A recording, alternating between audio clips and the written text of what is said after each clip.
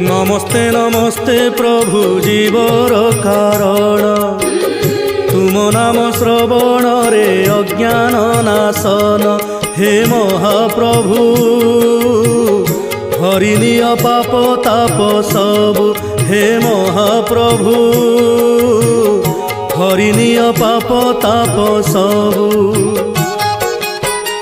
रूप गुण नाही तुम कि वर्णी विसते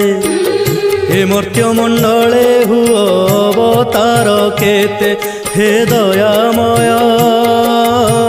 भृत्य प्रति न हुआ निर्दय